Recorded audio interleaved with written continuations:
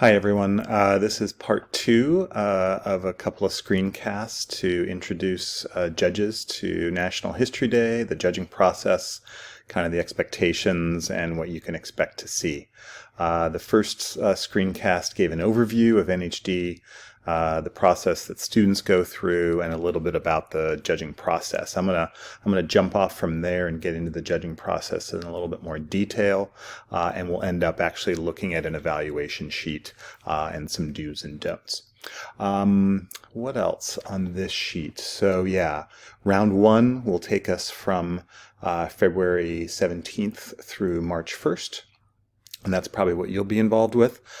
Some judges will be involved in the final round that'll start in early March and go through March 13th. And then eventually all the awards get announced on March 19th. Okay, so... Oh yeah, I wanted to mention special awards. So your judging team is first and foremost responsible for naming and rank ordering your projects. First and second, of course, is most important because those will advance to finals. I guess it's theoretically possible to just promote one. You could say, hey, there's just one that needs to advance, and all these other ones are okay, but we don't feel comfortable with them going to finals. That's possible, but most groups decide that two will advance. The second responsibility is to have each judge have a judge evaluation sheet with comments so students can learn from the process. For each project. And then third, it's easy to overlook this one, but it's important. We like to recognize projects for having particular kinds of excellence. And certainly if you have a project that's going to advance as first or second and they fit one of these categories, great. But it's really great if you have a project that didn't quite make the cut, the first or second, it's maybe your third or fourth project, but they did a particularly excellent job in one of these categories. So please look out for a particularly good project on Shanghai history, Chinese history, Asian history, and also women's history.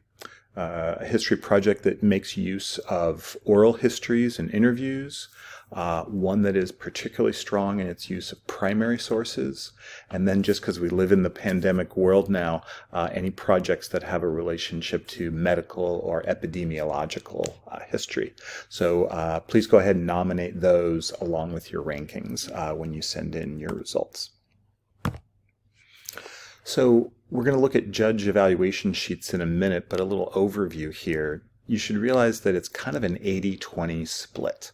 80% of what's being evaluated relates to historical quality. The argument they're making, how broad and quality filled is their research. Are they doing a great job of setting context? Are they using multiple perspectives to make the point? Are they engaging with counter arguments? As far as you can tell, does it have superior accuracy?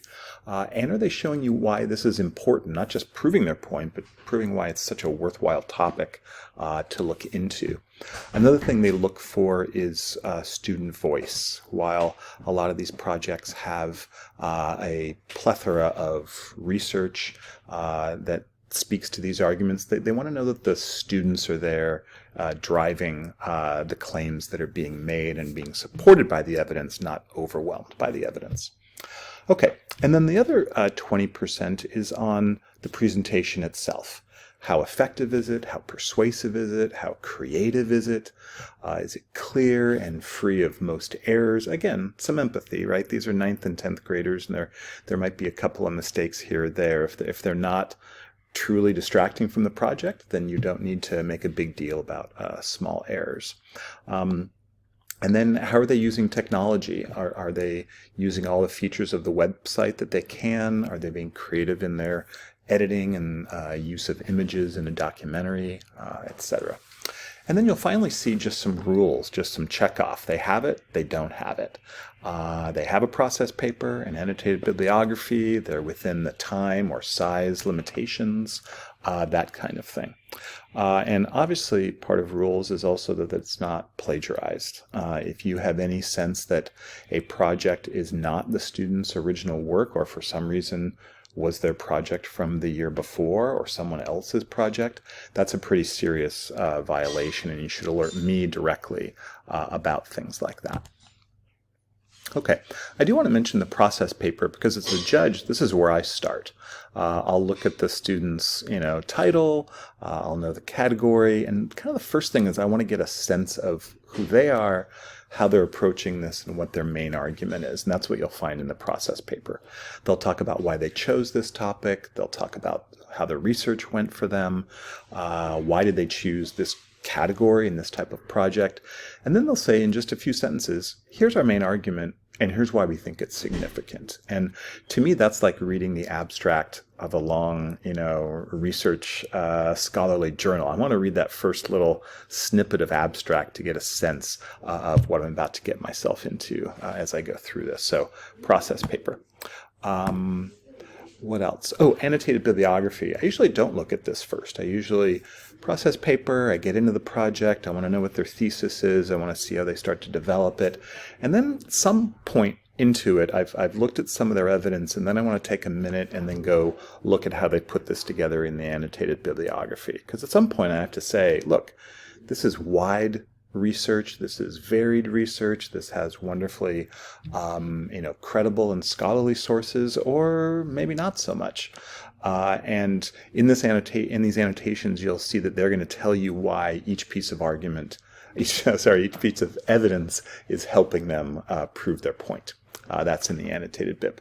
But I certainly don't read every word of it. They can be pretty long, and I just might target, what I focus on in the annotated bibliography. Okay.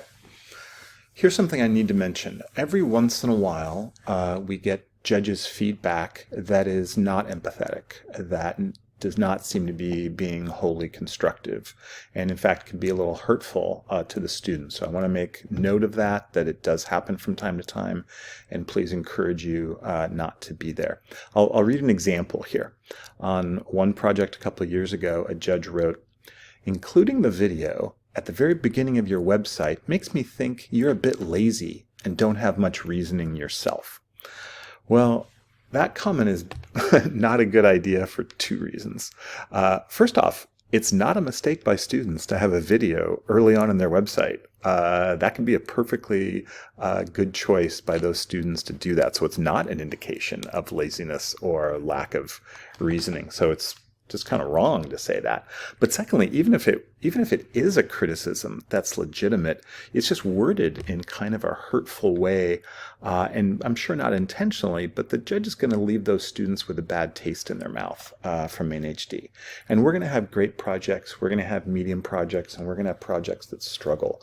But we want all students to be walking away from this with a positive experience, even if they come in last, and even if you have things to point out to them that they need to improve on, it shouldn't be hurtful in any way. So please phrase comments more constructively. What else could they do? What seems to be something that you're pointing out for them to improve on? So I have a little page here where I say, okay, here's what you're thinking. Here's a recommendation on how to write it, right? So the documentary sound quality is awful. Okay, this happens, right? Well, you might write, the audio quality of your documentary distracted from the overall project. Consider testing your audio on different systems and in different settings. So as you can see, it says the same thing, but it's about let's move the students towards learning from this and improving from this. Your project does not relate to the theme. Well, consider a stronger case in your process paper for how your project has a relationship to the theme.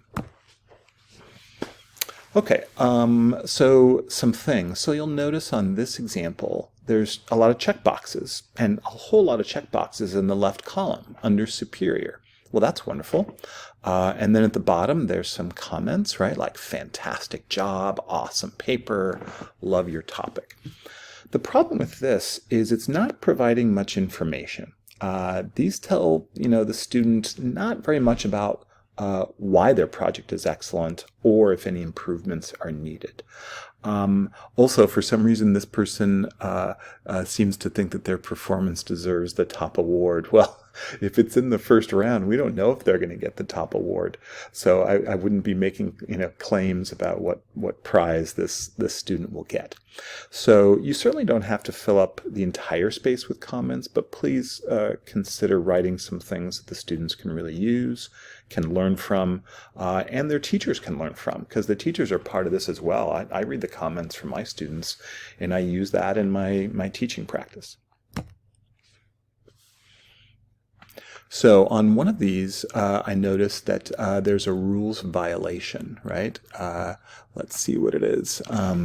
Your labels are crooked, you've misspelled things, and this has to be more than 500 words, and it looks too big as well. So this is on an exhibit.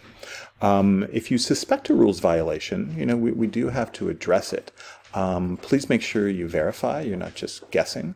And if you think it's a pretty egregious violation, in other words, perhaps worthy of disqualification, please contact me directly about that. Don't write to the students that I believe you're disqualified and therefore, that's what I'm passing on. Let's work together on that.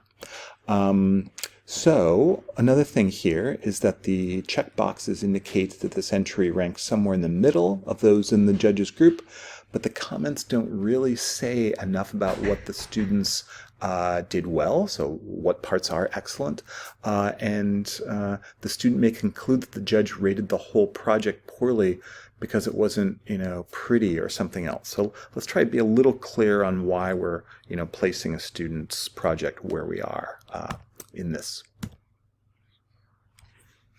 Okay, here I give a couple more examples of, the way that commentary can be made, and I'll let you take a look at that on your own if you'd like.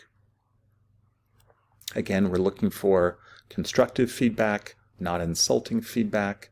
If it's excellent, why is it excellent? If it needs improvement, what could be done to improve? And as you know what this is like. If you can put some positives in there, then let them know things they need to work on, and maybe end on a positive note. That kind of sandwich of comments is much appreciated. I will note that in years past, we've been able to do interviews with students, and we will be able to do interviews in the live event for exhibits and performances. But NHD has asked us not to do interviews when we're doing digital judging. They just think it's got a whole bunch of problems associated with it. Okay, there's a link to the rules if you feel like you want to look something up or you want my help interpreting whether something is or isn't allowed in a project. Here's a few more examples of things that could be said and how to judge whether it's a minor rules problem. They went 6 words over the limit, right? Well, that's there, but it's not like going 50 or 100 words over the limit that could really create a competitive disadvantage for some other teams. And as I said, if you think anything is egregious enough to make someone be disqualified, not just, ranked 3rd versus 2nd, but actually should be taken out of the competition, please let me know.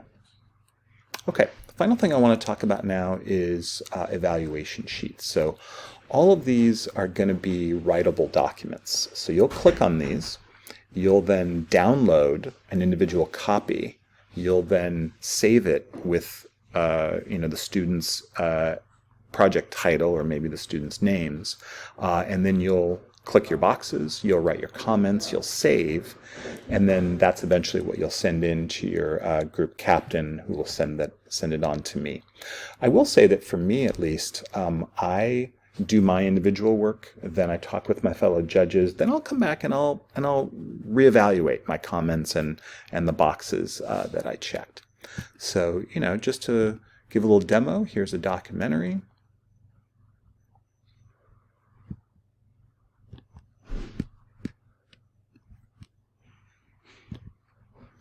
Then I'm going to click download. And I don't know if it's going to do it while I'm screencasting, but then that will create a new version for me. And then this becomes a writable document. Okay. I think that's all I want to go over today. If you have any questions, any concerns, please let me know. NHD's provided some videos for you, but we really appreciate that you're part of this process. The kids really